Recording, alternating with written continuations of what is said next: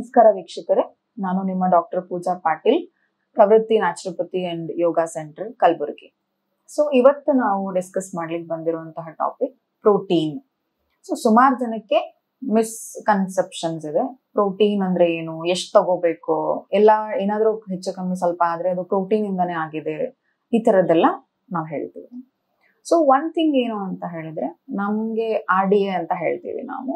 ಅದ್ರ ಪ್ರಕಾರ ಪ್ರೋಟೀನ್ ನಾವು ಪರ್ ಕೆಜಿಗೆ 0.5 to 0.8 ಗ್ರಾಮ್ಸ್ ಪರ್ ಕೆಜಿ ತಗೊಂಡ್ರೆ ಸಾಕು. ಫಾರ್ ಎಕ್ಸಾಂಪಲ್, ಈಗ ನಾವು ಈಗ ಬಂದಿರುವಂತಹ ಅಥವಾ ಕನ್ಸಿಡರ್ ಮಾಡೋಣ, ನಾವು 50 kg ಒಂದು ಪೇಷಂಟ್ ಇದೆ, ಅದಕ್ಕೆ ನಾವು ಪ್ರೋಟೀನ್ ಎಷ್ಟು ಕೊಡಬೇಕು ಅಥವಾ ಅವರು ಪ್ರೋಟೀನ್ ಎಷ್ಟು ಇಂಟೇಕ್ ಮಾಡಬೇಕು ಅಂತ.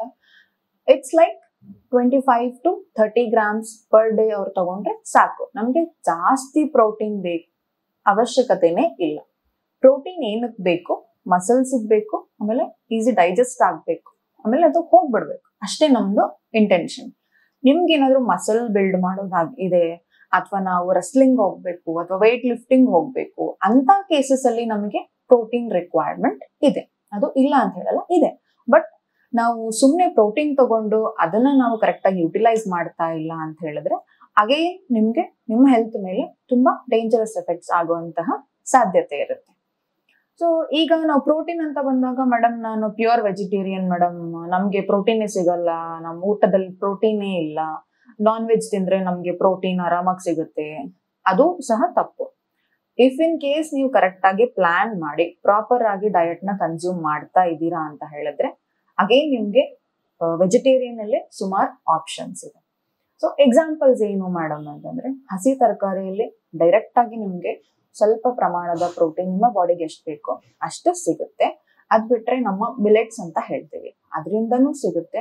ಆಮೇಲೆ ಫರ್ಮೆಂಟೆಡ್ ಫುಡ್ಸ್ ಅಂತ ಹೇಳ್ತೀವಿ. ಫರ್ಮೆಂಟೆಡ್ ಅಂದ್ರೆ ಈಗ ನಾವು ದೋಸೆ ಮಾಡ್ತೀವಿ, ಆಮೇಲೆ ಇಡ್ಲಿ ಮಾಡ್ತೀವಿ, ಇದರಲ್ಲಿ ನಮ್ಗೆ ಪ್ರೋಟೀನ್ ಸಿಗುತ್ತೆ.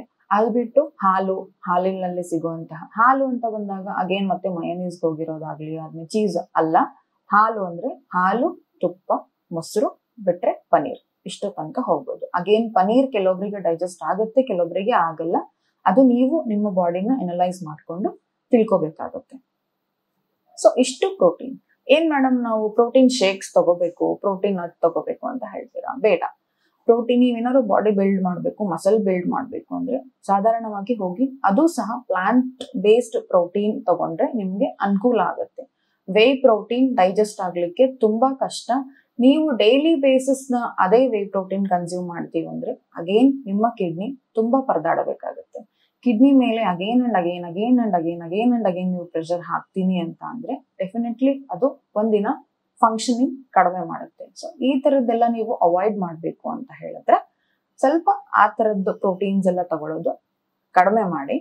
ಇನ್ನೊಂದು, ಪ್ರೋಟೀನ್ ತಗೋತಾ ಇದೀವಿ ಅಂತ ಅಂದಾಗ ನೀವು ಕರೆಕ್ಟ್ ಆಗಿ, ಬರೀ ಪ್ರೋಟೀನ್ ಅಂತ ಅಲ್ಲ, ಯಾವುದೇ ಇರ್ಲಿ ನೀವು ಕರೆಕ್ಟ್ ಆಗಿ ಯುಟಿಲೈಸ್ ಮಾಡ್ಕೋಬೇಕು. ಇದು ಹೆಂಗೆ ಅಂತಂದ್ರೆ, ಒಂದು ಮಟ್ಕೆ ಇದೆ, ಅದರಲ್ಲಿ ನಾವು ಹಾಕ್ತಾ ಇದೀವಿ ಅಷ್ಟೇ ಅಲ್ಲ, ಅದು ಯುಟಿಲೈಸ್ ಆಗ್ಬೇಕು. ಈಗ ಮಜ್ಜಿಗೆ ಮಾಡಿ ಅಥವಾ ಮಜ್ಜಿಗೆದಲ್ಲಿ ಉಪ್ಪು ಕಲಿಸ್ಬೇಕು ಅಂತಂದ್ರೆ ಹೇಳಿದ್ರೆ ನೀವು ಎಷ್ಟು ಸಲ ಮಿಕ್ಸ್ ಮಾಡ್ತೀರಾ, ಅದೇ ತರ ತಿಂದಿರ್ತೀರಾ, ಅದನ್ನ ಅರಗಿಸ್ಕೋಬೇಕಂದ್ರೆ ನೀವು ಕರೆಕ್ಟ್ ಆಗಿ ವಾಕ್ ಮಾಡೋದಾಗ್ಲಿ ಅಥವಾ ಫಿಸಿಕಲಿ ನೀವು ಆಕ್ಟಿವ್ ಇರೋದಾಗ್ಲಿ ಅದ್ರ ಬಗ್ಗೆ ಯೋಚನೆ ಮಾಡ್ಬೇಕಾಗುತ್ತೆ. ಇಷ್ಟು.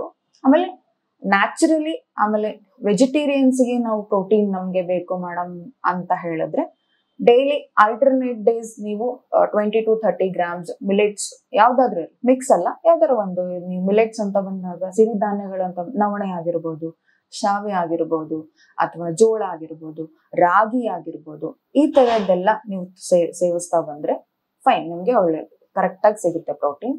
ಅದು ಬಿಟ್ಟು ಇಲ್ಲ ಮೇಡಮ್ ನಮ್ಗೆ ಡೈಲಿ ಬೇಸಿಸ್ ಬೇಕು ಅಂತ ಹೇಳಿದ್ರೆ, ನಮ್ ಕಡೆ ಉತ್ತರ ಕರ್ನಾಟಕ ಭಾಷೆದಲ್ಲಿ ಪುಟಾಣಿ ಅಂತ ಹೇಳ್ತೀವಿ, ಹುರ್ಗಡ್ಲೆ, ಆಮೇಲೆ ನೀವು ಡೇಟ್ಸ್ ಅಂತ ಹೇಳ್ತೀವಲ್ಲ ಅದು, ಹಾಲು, ಆಮೇಲೆ ಫ್ಲೇಕ್ಸ್ ಸೀಡ್ಸ್ ಅಂತ ಹೇಳ್ತೀವಿ, ಅದನ್ನ ಮಿಕ್ಸಿ ಮಾಡ್ಕೊಂಡು ಡೈಲಿ ಅಥವಾ ಆಲ್ಟರ್ನೇಟ್ ಡೇಸ್ ಕೊಡಿದ್ರು ಸಾಕು, ನಿಮ್ಗೆ ಪ್ರೋಟೀನ್ ಈಸಿಯಾಗಿ ಸಿಕ್ಬಿಡುತ್ತೆ. ಇಟ್ಸ್ ನಾಟ್ ಲೈಕ್ ದ್ಯಾಟ್ ನಾವು ಪ್ರೋಟೀನ್ಗೆ ಅಂತ ನೀವು ಒಂದು ಶೇಕ್ ತಗೋಬೇಕು ಅಥವಾ ಅದೇ ಮಾಡಬೇಕು ಅಂತ ಯಾವ ತರನು ಆ ತರ ಇಲ್ಲ. ಆಮೇಲೆ ನಾನ್ ವೆಜ್ ಅಲ್ಲೇ ಪ್ರೋಟೀನ್ ಇದೆ ಅನ್ನೋದು ಇದು ಸುಳ್ಳು. ಸೊ ಇಷ್ಟು ಇವತ್ತಿನ ವಿಡಿಯೋ. ನೆಕ್ಸ್ಟ್ ವಿಡಿಯೋದಲ್ಲಿ ನಾವು ಭೇಟಿಯಾಗೋಣ ಮತ್ತೊಂದು ಹೊಸ ಟಾಪಿಕ್ ಅಲ್ಲಿ. ನಮಸ್ಕಾರಗಳು.